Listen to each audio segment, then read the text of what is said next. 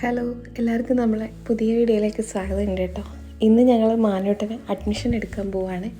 LKG-യിലേക്കാണ്. ഇവിടെ അടുത്തുള്ളൊരു സ്കൂൾ തന്നെയാണ്, ഒരുപാട് ദൂരമൊന്നും പോകാനില്ല.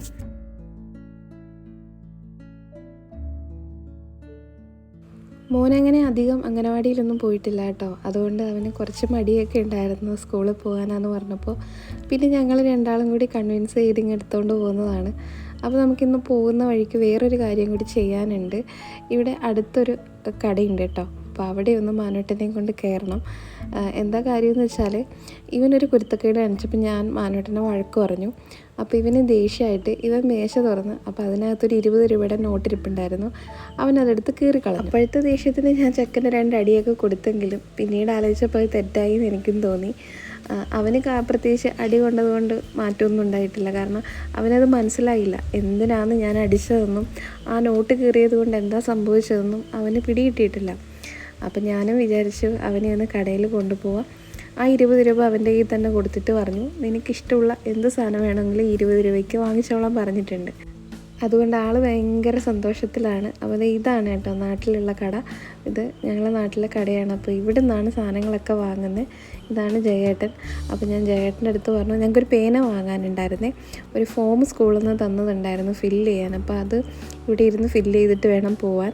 അപ്പോൾ പേനയ്ക്കുള്ള പൈസ ഏട്ടൻ കൊടുത്തു. അപ്പോൾ ഞാൻ പറഞ്ഞു, മാനൂട്ട നീ എന്താ വേണ്ടതെന്ന് ചോദിച്ചപ്പോൾ അവൻ ഐസ്ക്രീം വേണമെന്നാണ് പറഞ്ഞത്. അപ്പോൾ ആ 20 രൂപ അവൻ്റെ പോക്കറ്റിൽ തന്നെ അവൻ സൂക്ഷിച്ച് വെച്ചിട്ടുണ്ടായിരുന്നു. പുള്ളി വലിയ സന്തോഷത്തിലാണ് ആ 20 രൂപ ജയേട്ടൻ്റെ കയ്യിൽ കൊടുത്തത് കേട്ടോ. ജയേട്ടൻ്റെ കൈ കൊണ്ട് കൊടുത്ത്, അതാ നിങ്ങൾ നോട്ട് കണ്ടോ, അത് ഞാൻ കാണിച്ചു തരാമേ. അത് 2ആയിട്ട് കീറി. അതിൻ്റെ ഒരു പീസ് വീട്ടിലിരിക്കുന്നുണ്ട്. ഒരു പീസും കൊണ്ടാണ് ഞങ്ങൾ വന്നത്. ഇങ്ങനെ കീറിക്കളഞ്ഞു. ജയേട്ടൻ്റെ കൈ കൊടുത്തു കഴിഞ്ഞപ്പോഴാണ് പുള്ളിക്കാരന് പറ്റിയ അക്കിടി മനസ്സിലായത്. ഇതിനൊന്നും കിട്ടൂല എന്ന് പുള്ളിക്ക് അപ്പോഴാണ് പിടി കിട്ടിയത് കേട്ടോ. പോരാത്തതിന് കടയിൽ നിന്ന ആൾക്കാരും പറഞ്ഞു, നീ എന്തിനാ നോട്ട് കീറിയേ, നോട്ട് കീറിയാൽ അടിയുള്ളൂ എന്നൊക്കെ എല്ലാവരും പറഞ്ഞപ്പോഴത്തേക്ക് പുള്ളിക്ക് മനസ്സിലായി എന്തോ വലിയ തെറ്റാണ് ചെയ്തതെന്നുള്ളത്. അപ്പോൾ എൻ്റെ അടുക്ക വന്നിട്ട് പറഞ്ഞു, ഇനി ഞാൻ അങ്ങനെയൊന്നും ചെയ്യില്ല അമ്മേ, നോട്ടൊന്നും കീറൂല എന്ന് പറഞ്ഞു. അത് ഞാൻ 2 അടി കൊടുത്തിട്ട് പറയാത്ത കാര്യമാണ് കടയിലെത്തിക്കഴിഞ്ഞപ്പോൾ ആൾ എൻ്റെ അടുത്ത് പറഞ്ഞത്. ചില കാര്യങ്ങളൊക്കെ നമ്മൾ കുഞ്ഞു മക്കളോട് ഇങ്ങനെ പറഞ്ഞു കൊടുക്കുന്നതാവും നല്ലത് അല്ലേ. അടിക്കാനും പിടിക്കാനും ഒക്കെ പോകുന്നതിലും നല്ലത് ഇതുപോലെയുള്ള കാര്യങ്ങളാണ്. ഞാനപ്പോൾ എൻ്റെ ഭാഗത്തും കുറച്ച് മിസ്റ്റേക്ക് ഉണ്ട്. ഞാൻ അടിക്കാൻ പാടില്ലായിരുന്നു, പക്ഷേ ഞാൻ അറിയാണ്ട് അടിച്ചുപോയി. എനിക്ക് പെട്ടെന്ന് ദേഷ്യം വരുന്ന ആളായതുകൊണ്ട് തന്നെ എന്നെ കണ്ടിട്ട് എൻ്റെ മോനും അതുപോലെ ദേഷ്യപ്പെടാൻ ശ്രമിക്കാറുണ്ട്. പിന്നെ ഞങ്ങൾ പേനയൊക്കെ വാങ്ങി ഫോം ഫില്ല് ചെയ്തു. അപ്പോൾ മോൻ്റെ പേര് ഞാൻ പറഞ്ഞിട്ടുണ്ടായിരുന്നില്ലേ, നേരത്തെ മാനവ് പത്മ എന്നായിരുന്നു. ഇപ്പം ഞങ്ങളത് പേര് മാറ്റിയിട്ട് മാനവ് ഹൃദയ എന്നാക്കിയിട്ടുണ്ട്. അപ്പോൾ അതിൻ്റെ പേര് മാറ്റി. ബർത്ത് സർട്ടിഫിക്കറ്റിലൊന്നും മാറ്റം വരുത്തിയിട്ടില്ല. ഇനിയിപ്പോൾ അതിൻ്റെ കുറേ കാര്യങ്ങൾക്കൊക്കെ ആയിട്ട് പോകാനുണ്ട്.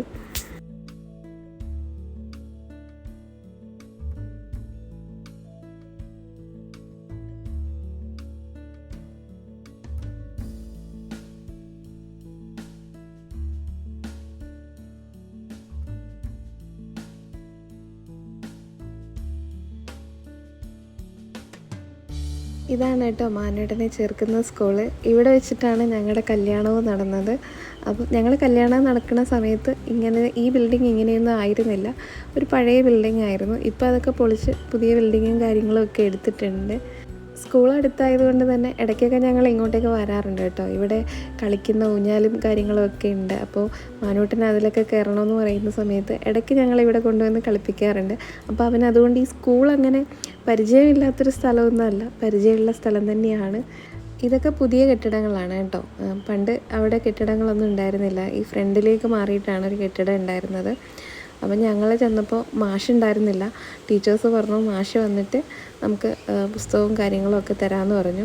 അപ്പം ഞാൻ മാനൂട്ടൻ്റെ സ്കൂളിലെ കഥ പറഞ്ഞു കൊടുത്തപ്പോൾ ഈ ബെല്ല് പറഞ്ഞു കൊടുത്തിട്ടുണ്ടായിരുന്നു, ഇങ്ങനെ സ്കൂളിൽ മണിയടിക്കും എന്നൊക്കെ. അപ്പോൾ അവനെ മണിയൊക്കെ കാണിച്ചു കൊടുത്തു. ഞങ്ങൾ വിചാരിച്ച പോലെയല്ല, മാനൂട്ടന് ഇഷ്ടമൊക്കെ ആയിട്ടുണ്ട്. പിന്നെ ഇനിയിപ്പോൾ സ്കൂൾ തുടങ്ങിയാലേ നമുക്കറിയുള്ളൂ എങ്ങനെയാണ് പോകാൻ മടിയുണ്ടോ. അംഗനവാടി ഇതുപോലെ തന്നെയായിരുന്നു കേട്ടോ. ആദ്യത്തെ ദിവസം ഭയങ്കര ഇൻട്രസ്റ്റ് ആയിരുന്നു, 2ാമത്തെ ദിവസം ഭയങ്കര മടിയായിരുന്നു. അപ്പോൾ ഇത് മാനൂട്ടൻ്റെയൊക്കെ ക്ലാസ്സാണ്, LKG ആണിത്.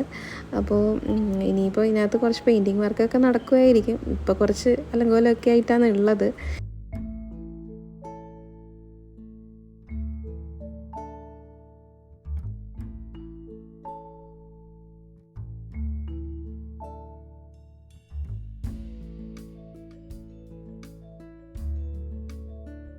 ഇതിനിടയ്ക്ക് ഏട്ടനെ പഠിപ്പിച്ചിട്ടുള്ള ഒരു മാഷ് വന്നിട്ടുണ്ടായിരുന്നേ. ഇത് ഏട്ടൻ പഠിച്ച സ്കൂളും കൂടിയാണ് കേട്ടോ. അപ്പോൾ ഇവിടുത്തെ മാഷ് ഏട്ടനെ പണ്ട് അടിയൊക്കെ കൊടുത്തിട്ടുണ്ട്. അപ്പോൾ ആ മാഷ് വന്നിട്ടുണ്ടായിരുന്നു. അങ്ങനെ മാഷിനെ പോയി കണ്ടു.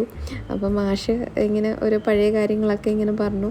അപ്പോൾ മാഷിൻ്റെ മോനാണെങ്കിൽ നമ്മൾ ഉദാഹരണ സുജാത സിനിമയില്ലേ, അതിൽ അഭിനയിച്ചിട്ടുണ്ട്. അതിൽ മാത്രമൊന്നുമല്ല, വേറെ 1-2 സിനിമകളിലൊക്കെ അഭിനയിച്ചിട്ടുണ്ട്. പിന്നെ മികച്ച ബാലതാരത്തിനുള്ള സ്റ്റേറ്റ് അവാർഡ് വാങ്ങിയിട്ടുണ്ട്. ഞങ്ങൾ രണ്ടാളും ശരിക്കും എക്സൈറ്റഡ് ആണ് കേട്ടോ. കാരണം എന്താണെന്ന് വെച്ചാൽ മാനൂട്ടൻ ജനിക്കുന്ന സമയം മുതൽ, ഞാൻ ഗർഭിണിയായിരുന്ന സമയം മുതലെന്ന് വേണമെങ്കിൽ പറയാം, ആ സമയം മുതൽ ഞങ്ങളുടെ ലൈഫ് വേറൊരു രീതിയിലാണ് പോയിക്കൊണ്ടിരുന്നത്. മോന് ശരിക്കും പറഞ്ഞാൽ മോൻ ജനിച്ചു കഴിഞ്ഞിട്ട് അവനൊരു 28 കിട്ടാൻ പോലും ഞങ്ങളെ കൊണ്ട് പറ്റിയിട്ടില്ല. ഞങ്ങൾക്ക് ഒരുപാട് അച്ഛൻ അമ്മ എന്നുള്ള രീതിയിൽ ഞങ്ങൾ രണ്ടുപേരും ഒരുപാട് പരാജയമാണെന്ന് വേണമെങ്കിൽ പറയാം. അപ്പോൾ ഇന്നിപ്പോൾ ഇവിടെ അവനെയും കൊണ്ട് സ്കൂളിൽ വന്ന് ചേർക്കാൻ ഇങ്ങനെ നിൽക്കുന്ന സമയത്ത് ശരിക്കും ഞങ്ങൾ രണ്ടുപേരും ഒരേ കാര്യങ്ങളാണ് ആലോചിച്ചുകൊണ്ടിരുന്നത്, പഴയ കാര്യങ്ങളൊക്കെ. ഇനിയെങ്കിലും അവന് നല്ലൊരു എന്താ പറയുക ലൈഫ് ഉണ്ടാക്കി കൊടുക്കണം.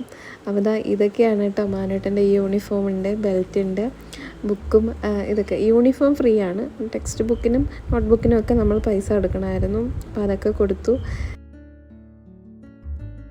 ഫീസൊക്കെ അടച്ച് ഞങ്ങൾ അഡ്മിഷനൊക്കെ എടുത്തു. അപ്പോൾ അങ്ങനെ ഞങ്ങളുടെ ജീവിതം മറ്റൊരു തലത്തിലേക്ക് മാറുകയാണ്. ഒരുപാട് എക്സൈറ്റഡ് ആണ്, അതുപോലെ തന്നെ ഒരുപാട് സന്തോഷമുണ്ട്. എല്ലാവരുടെയും പ്രാർത്ഥന ഉണ്ടാവണം മോന് വേണ്ടിയിട്ട്. ചെറിയ കുറച്ച് വിശേഷങ്ങൾ മാത്രമേ ഇന്നത്തെ വീഡിയോയിൽ ഉണ്ടായിരുന്നുള്ളൂ. അപ്പോൾ എല്ലാവർക്കും വീഡിയോ ഇഷ്ടമായി എന്ന് വിചാരിക്കുന്നു. നമുക്ക് നാളെ കാണാം. Okay, by.